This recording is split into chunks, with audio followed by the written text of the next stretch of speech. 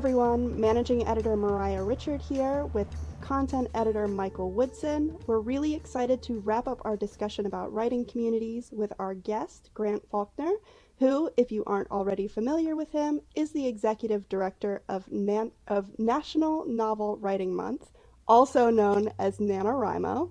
Thank you so much for being here with us today, Grant. Absolutely, Mariah. It's a treat. So before we dive into our larger discussion, would you mind telling us a little bit more about yourself? Yeah, well, I am executive director of NaNoWriMo, as you mentioned, and but I think first and foremost, I am a writer, which means I'm a struggling writer, an aspirational writer, a hopeful writer, a determined writer, a studious writer, a sometimes procrastinating writer, a sometimes often fatigued writer, caffeinated writer. There are a lot of adjectives. I can go into more, and maybe we will during this episode. But beyond that, I also co-host a podcast called Right Minded that is part of NaNoWriMo, and I am the co-founder of 100 Word Story, which is a journal that publishes these tiny, tiny stories that are exactly 100 words. And yeah, I've published a few books, and I don't know, I've done a few other things too, but that's enough for now, I think. Well, then let's start with the basics. What Yeah. is NaNoWriMo? How did the idea come about? Yeah, that's actually a big question. I love when I Yeah. talk to people. I love asking the people in the audience to tell me their definition of NaNoWriMo because I find that everyone has a different kind of entry point and Yeah. angle. But I think it is most basic, and I can tell you more about how it was founded and everything if you want to know that. But just the shorthand for it is it's one part writing boot camp and one part rollicking writing party. And so the boot camp part comes in, and that is a challenge to write 50,000 words in a month. And that sounds like a lot, but if you break it down, do some really, kind of sophisticated math, divide it by 30, you get about 1,667 words a day. So that's doable. It's a stretch though. It's hard. And so that's the boot camp part. You got to show up every day and write for 30 days and make creativity a priority and make writing your novel a priority too, because so many people say I'm going to write a novel someday, and Right. someday tends not to happen. And then, but that boot camp part, that's tough, but it doesn't all have to be tough. And so we like to make it a party and a community. And there's a bunch of different ways that we do that. And I think we're going to spend a good part of this podcast talking about that. So I won't go deeply into that now. But yeah, boot camp plus party equals finished novel. How about that? Wow, amazing.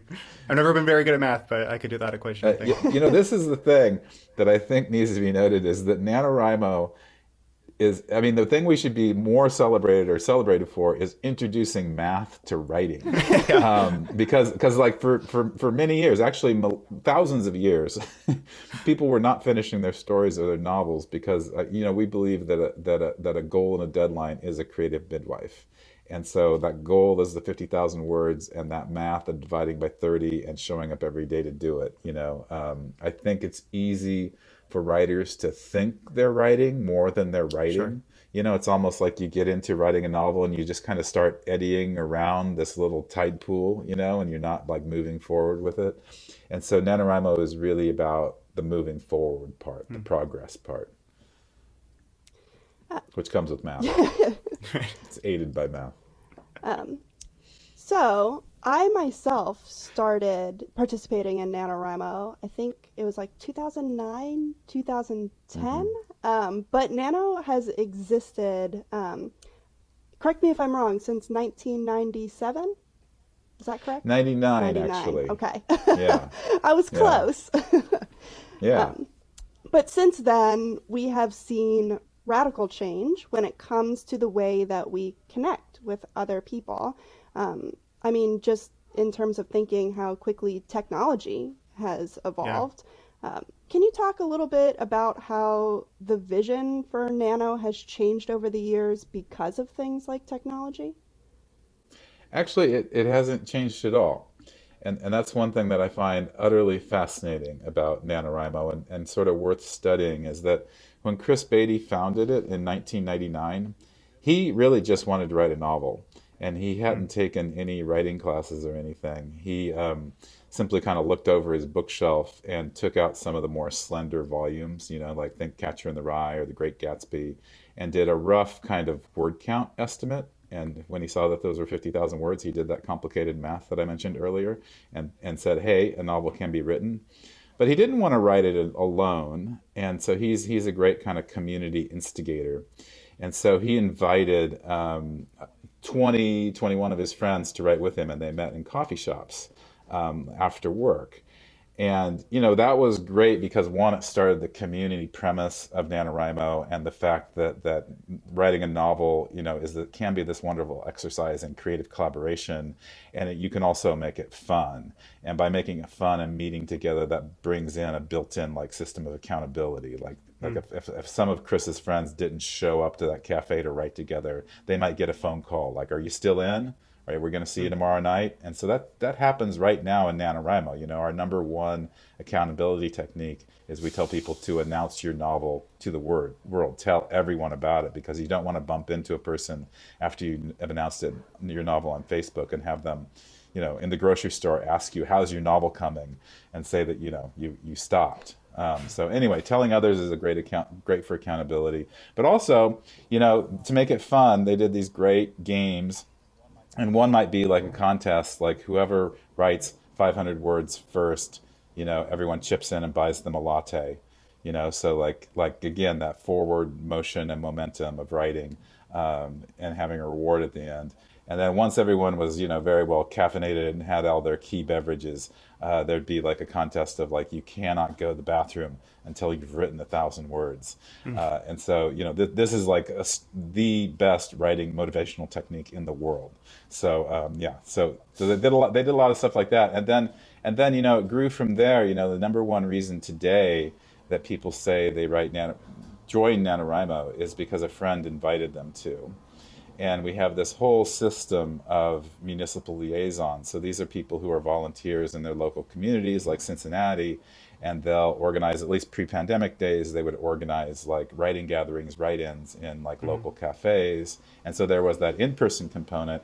But then per what you're saying about, and they would do things like the writing activities and the writing games like Chris created in 1999. And he did this all because Chris had no intention of starting a nonprofit. I should have said that. He just wanted to write a novel. And so this all grew from that.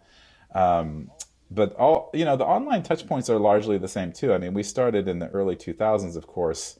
It was mainly like things like blogging and our online forums. And of course, we have all these wonderful social media sites that we didn't have then. But the premise is the same. We're bringing people together, often people who don't know each other at all, and bringing them into this, I don't know how to describe it, this creative, it's kind of one part you go to war together and you form this like great kinship with people because you've been through something extreme together. And what I find marvelous is that if you go to, to Twitter, for instance, and look at the hashtag NaNoWriMo during November, it's usually trending, and you'll usually see like, just strangers encouraging other people like, "Congratulations for hitting your word count goal today. Keep going. You can do it." So I think like NaNoWriMo is fundamentally like what makes the community really go is that spirit of encouragement and that you can do it.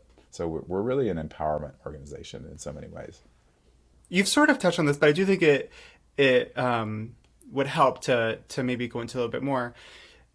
Nano sits at this interesting cross section of being like a very specific challenge with an end date in sight, but also it can act as an opportunity for writers to set better goals and structures around their writing. And in general, experts say that it takes a little over 60 days to form new habits, which begs the question, how do you keep the Nano community engaged and encouraged throughout the entire month of November so they don't have that urge to sort of give up? Yeah, I mean that is our kind of, I think, our foremost challenge, really.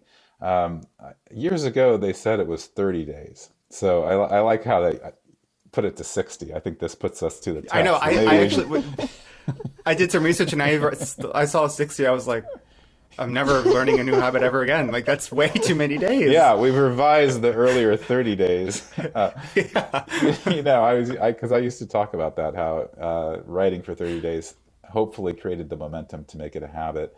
Yeah. And even getting through that first 30 days. And I think there's so many different ways we try to coach people. And the thing, I think the starting premise for me is, what I said earlier about a goal and a deadline being a creative midwife. But you also have to plan on that time between the goal and the deadline and how you're going to open your life up so that you can write, essentially 1,700 words a day. Or if it's not NaNoWriMo, maybe it's 1,000 words a day or 500 words a day. And so I really think that time management is the unheralded hero of novel Mm. writing. And so I advise people to really think. Wow. And I mean, we advise people to go on a time hunt during their ordinary lives, like in September and October, and really tally up how they use their time, like every nook and cranny of time. How do you spend your lunch break? How do you like spend your Right. evenings? How much time do you spend on social media? And it's likely all those people, which are basically all of us who say we don't have the time to write a novel, I'm pretty sure you can find the time, or most people can. It's just that you've probably got to give something up.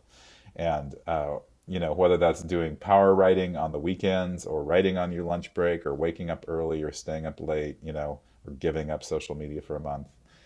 I think finding the time and building that creative time into your life is the best way to create that momentum and make it a habit. That's one key way. Yeah. We also, though, we offer a bunch of, I talked about the community. I mean, I do think the community's key to that Yeah. too, like being part of a writing community. And that community can take a lot of different forms. It can happen on the NaNoWriMo forums or on Twitter. It can also happen, whatever, with our volunteers, but also like beyond NaNoWriMo too. Obviously, yeah, figuring out how to keep that habit going and how to spend your Yeah. time and what to write on. Yeah, so I think it's kind of endless in some ways. A time hunt is genius, and especially doing it before Nano starts. I think that's maybe where the connection between 30 days and 60 days might be for Nano is that, they say the best movies are made before any one shot is filmed because the prep is so important. That's so true with Nano too, because like people, the first time I tried to do it, I just jumped in and had no concept of what time management was for me. And then this last year, I did it with my friends, and I took some time before Nano started to be like, when does it make sense for you to do this in your day? And it made all the difference. Time Hunt is so smart. Yeah, well, thank you. Yeah, I do think it's smart, and I think it's like a lot of times when people think of novel prep, they think of like outlining their novel or researching their Right. novel instead of thinking about like how do you create a creative life, which is like the really the first key ingredient of any kind of novel prep. Yeah. Um, just to get a little bit personal, I guess. I'm All right, I love the I'm personal. thinking about the years that I was successful at the NaNoWriMo challenge and the years that I was not. And I think Yeah. for me, the key was learning how to effectively use the Nano community, because Mm. initially it was just my friends and I, in person, doing our own thing, using the NaNoWriMo website as just a way to, we'd pop in and we'd update our word count and we'd pop back out. Um, but then I moved away. I moved away from all of my friends, and I'm happy here in Maryland now. But when I moved down here, that was like 2017, 2018. I discovered the regions area on the NaNoWriMo website, and I was able to connect with a local library who does NaNoWriMo write-ins. So Cool. I was very successful that year because I was every Thursday we would all get together at the library and they would time us. We'd do word sprints. And there was Mm-hmm. snacks. Of course this was like pre-COVID days, right? But like we would hang out, we would talk. And from that, I connected with other writing communities in the area. That's actually how I got involved with the Maryland Writers Association. It was just like meeting Mm-hmm. people, talking. But then, of course, we still have the online component where NaNoWriMo is global and everyone is doing it at the same time. And it's this Mm-hmm. incredibly energetic, like creative push that I think a lot of people, or maybe not, maybe it's just me, maybe I just need that once a year. It's not you, just you. um, but it's like all this to say it's mind-boggling to me, like just how large the Nano community is and how far it Yeah. extends. And obviously the goal is to never stop growing and including more writers, right? So can you talk a Hmm. little bit about how you and the Nano team work to grow that community? Yeah, you hit on so many interesting topics there. I mean, starting from, let me think, well, or working back from, well, I wanted to mention, like, you going to the library, that's one part of our community I didn't mention. And we have this program Hmm. called Come Right In, where pre-pandemic, Mm. about 1,000 libraries took part in that. And they did exactly what our volunteers do. They host write-ins, and you described one perfectly. It's like you have these writing sprints and games and activities that you do together to spur on your writing and to kind of create this environment Hmm. where people connect. So that's really powerful. And then when you mentioned the kind of that feeling, that force of like just knowing that it can feel like the whole world's writing, right? Hmm. Like when you see that NaNoWriMo hashtag trending on different social media sites, you can really feel like everyone's doing it. And you said the word energizing. I think of the Mm. word galvanizing. I do think Mm. that there's just something so, you're just kind of being swept along on this wave. And you made references to it being global. And in fact, we've had people on every single continent, including Antarctica, Yeah. participate in NaNoWriMo. So it's genuinely global every year, and our volunteers are around the world. So let me think. So your question is how do we keep it growing? And we are a small nonprofit. We don't have like gobs of a marketing or advertising budget. In fact, we have next to no money that we spend on that. And Mm. so it really is that we rely on that same recipe that Chris Beatty did in 1999. It's like I should go through these numbers because they do tell a story. Like it started with Chris and his 20 friends in 1999. The next year, I mean, they didn't know if they were going to do it or not. And the next year they said, okay, let's do it. That was a great experience. We had a lot of fun. It was meaningful to write a novel. And the next year, like I think 150 people showed up. Like word kind of crept out. The Mm. year after that, they built their first official website, which was like kind of like a Model T, except maybe with three wheels. And they got the max number of signups for the site was like 5,000. And Chris entered everybody's God. name. He had to enter it himself. Wow. 5,000 people, and the New York Times wrote an article, and they were like, "This is crazy. 5,000 people are writing a novel together." Well, it was kind of crazy in some ways, but that grew to 500,000 people now take part in all of our programs year round, and about 400,000 of those people take part in NaNoWriMo during November, and about 100,000 of those 400,000 are kids and teens and teachers in our Young Writers program. So it's really it's about growth, and we always do want to reach more people. But it's also, for a small nonprofit, it takes a lot to serve all those people. So we also try to do a lot to form more intimate connections with those people and to help them, as you mentioned, Michael, with their writing year round. We're not just an Mm. event, a 1 month event anymore. We have a website, which I call, it's kind of like Fitbit for writers, that really supports people year round in a variety of ways. So sort of going off of that, with Nano being so big and just continuing to grow, what has the process been like to manage the community, especially as you say, you are still a nonprofit, and Hmm. nonprofits sort of famously don't have the same resources that It's sad. yeah, it It's so is. sad. Yeah, if we were for profit, we could probably go get a lot of venture capital funding and just have tons of money gushing in to do all this wonderful stuff. But as a nonprofit, since people can't invest in us to make money, it's not enough to invest for social good. That's a pretty good thing to invest in, I think. Yeah. Um, but yeah, so we're always, we really rely on the donations of individual participants, and we're very blessed to have people who have had a good experience with us and who believe in that social good that we do. And so we really function on a lot of people donating like $25 each. That's our average donation. But I think you were taking a question in a different direction. You didn't want me to talk about NaNoWriMo fundraising so much. No, well, truly, however, whatever feels the most natural to answer that question, like managing such a large global community, I think because it's just an interesting juxtaposition of like what writing can feel like, which is individual, a little bit alienating, but at the same time, because of NaNoWriMo, it's all happening at once, as we said, with thousands of people, hundreds of thousands of people participating.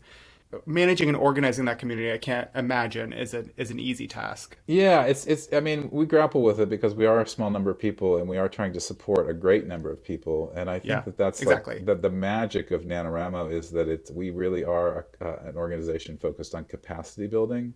And the only way we're able to do it is through all of these people who are volunteers who are kind of carrying the torch forward. And so those 1,000 municipal liaisons, those volunteers around the world, they're doing all this heroic work for free.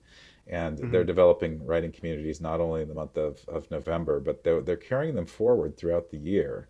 And that goes for those 1,000 libraries that I mentioned too. And I view our teachers, we support 10,000 classrooms, and everything we do is free. So we give them free Hmm. Common Core aligned curriculum, workbooks, a whole website, a lot of stuff. And I view all those teachers, they're like volunteers too. They're again Right. carrying the torch into their schools and into their after school programs. And so, yeah, it's really about, I mean, that's the magic of NaNoWriMo is its community. The Yeah. community makes it happen in so many different ways, whether people have an official role, one of those roles I just mentioned, or whether they just show up and do it on their own. I mean, there's so many NaNoWriMo groups that just happen and we can't possibly keep track of them. And so that's I mean that's what I think the gift to the world is to bring people together through writing stories and through being creative. Yeah, and that's the social impact too. And I think like these days, like what brings people Mm-hmm. together? It's stories. Hmm. And we have so many divides going on in our world, and sometimes so often the atrocious acts that are committed by people who lack a community. They feel alienated and ostracized. So when I say like the social good we're trying to create in the world, like that is it in a lot of ways. To help people feel I mean, we're meaning making creatures, and the way we make meaning in the world as human beings is through our stories. So I just feel like sometimes storytelling gets treated or trivialized or made to be secondary in life and in Hmm. school, and I think it should be primary. I think this is like who we are. This is how we express our experience, and it's how we connect with people. So I think it's a very primary thing. I love that. Wow. Um, so, kind of going off of that, say you're someone who's listening and you've never heard of Yeah, NaNoWriMo, but after this conversation, you really want to get involved. Um, can you walk us yeah. through how someone might get started? Yeah, I mean, I think if you haven't heard about NaNoWriMo before, I mean, I think the best thing is really to participate and to write and to I mean, it is, I mean, I advise all writers to do it once at the very Yeah. least. And so this isn't prescriptive. I'm not saying that every writer needs to follow this model. It's not for everyone, but I do think it's worth doing it once. And when I first did it, it was kind of whatever. I was well along in my writing career. And I just wanted to do it to shake up my creative process and do it, approach it differently. And it really satisfied me on that level. So I would say that that's the starting point, because it is a unique community, and it is a unique writing process. And so I think that by doing that and kind of absorbing the NaNoWriMo culture, and I think involving oneself and like go to some write-ins. And so those have been happening online the last couple years through Zoom. I mean, like sign up for the region like you did, Moriah. Like look on our regional tab and then sign up for the location nearest to you. And this year, though, we're hoping to open it up. So we're hoping to go back to in-person gatherings, which is huge. I think a lot of our volunteers will probably do hybrid gatherings. The online gatherings had pluses and minuses associated with them, but one of the positives was that it allowed more access, and we're all about access. So, I think just that level of getting involved is really important. I wouldn't say like sign up and try to become a municipal liaison right now, because we actually do require that you are a Mhm. participant first. But there's just so many, I think like any involvement in a community, it's hard to chart your journey. Like one thing leads to another. Hmm. So I think just getting involved on that rudimentary level, and one thing will lead to another, and you'll see if it's a good fit for you. Well, sort of to wrap this up a little bit, Nano does exist in part to help writers achieve their writing goals. But what are your goals for NaNoWriMo? What do you see for the future for NaNoWriMo? Yeah, I mean, I think it's more of what we've been doing, and Sure. only to do it better and to do it bigger in a way. And so, when you asked about like what's changed with all the new technology of the last 20 years, and I said really nothing's changed. I think in some ways not much is going to change. Like we adhere to that original NaNoWriMo in 1999 in so many different ways. We are Mm. all about helping people write, and to make writing and creativity a priority, and to help bring people together through creativity. And that takes many forms. And so we'll try to keep up with all the new, whatever, social media platforms or whatever it is that happens in the world, whether it's like, augmented reality or virtual reality. I'm sure we'll be there someday. So there's that vision. But really, it's bringing people together to write. It's kind of a simple thing. And also like to introduce, I haven't talked much about our school program, but most kids learn writing in a really crappy way. Like writing Yeah. is a really formidable, intimidating, kind of damning task where people like they see the red marks on the paper, they don't feel good about themselves, they don't feel like text is a way to express themselves, they don't have fun. And we're all, I think the best way people learn anything is by having fun doing it. And so we try to bring fun and agency into the classroom. Kids, like, sometimes when they do NaNoWriMo, it's the first time they ever get to choose what they write about. And they get to write their novels not just for their teachers like grade, but for their community, which can be their classroom or their whole school. Or some of these schools do really great things. They have like book readings in bookstores. They actually Mhm. sell the books that the kids write. It really makes the kids, they have a sense of audience and a sense of purpose that goes beyond most writing exercises. And I think that also translates to adults too. Like I'm so impressed by NaNoWriMo writers because they have that do-it-yourself energy. I think the best way to learn to write a novel is actually to write one. You can take Yeah. endless courses and read endless books about how to write a novel, but you got to do it. It's just like an experience. There's no other way to learn it. And so I think a lot of NaNoWriMo writers take that do-it-yourself energy and they apply it to other parts of the writing and publishing journey in really interesting and creative ways. So we just want to support all that. We follow the community. We don't lead the community. All of our programs have been community driven, like those municipal liaisons I mentioned.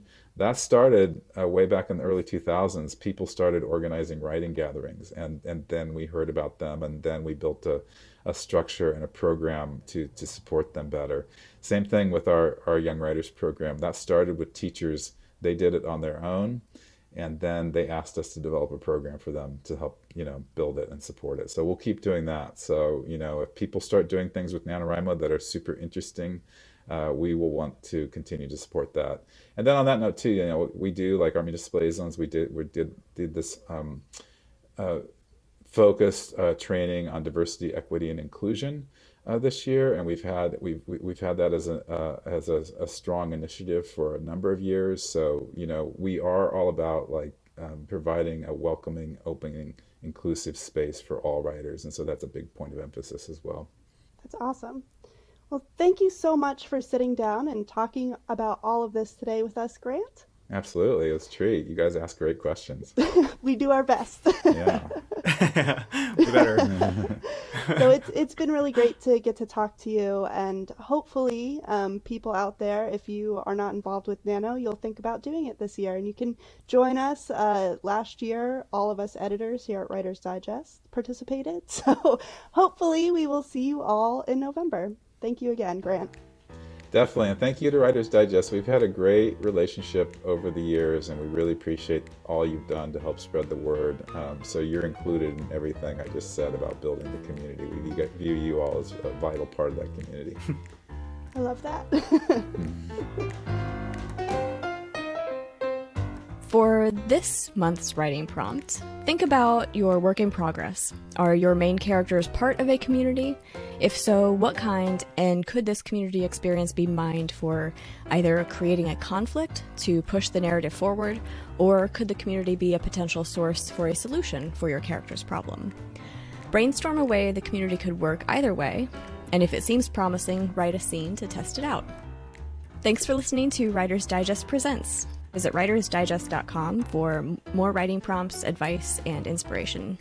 Email us at writers.digest@aimmedia.com to share your feedback, and join us on social media at Writers Digest to share your thoughts about writing communities. We look forward to hearing from you.